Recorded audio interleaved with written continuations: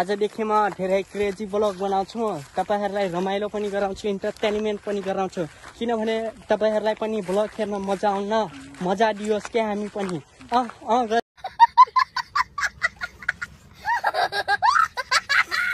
guys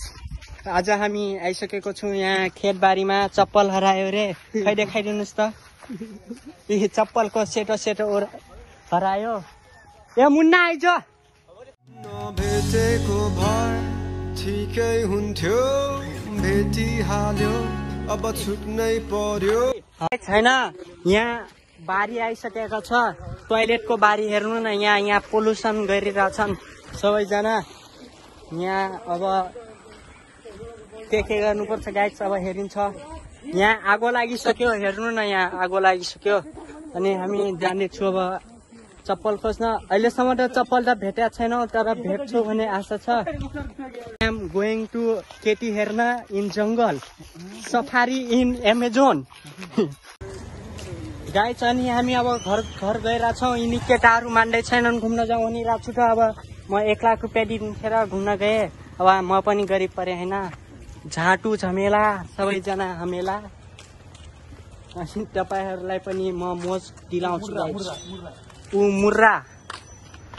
मुर्रा भैंसी तपाईहरुको साथी मेरो चाहिँ नाटी हो है तपाईहरुलाई चाहिँ जन्म मैले दिया हुँ हैन यो कुरा चाहिँ नभन्नुस् गाइस हैन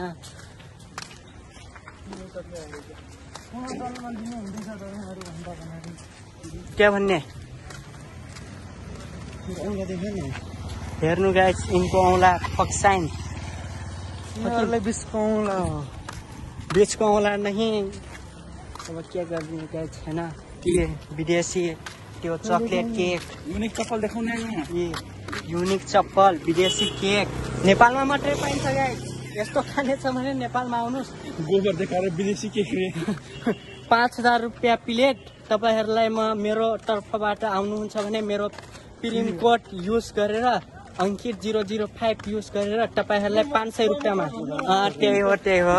बस बहुत हो गया अनि गाइस सबैजनाले मेरो युट्युब च्यानललाई सब्स्क्राइब गर्नुपर्ने हुन्छ अनि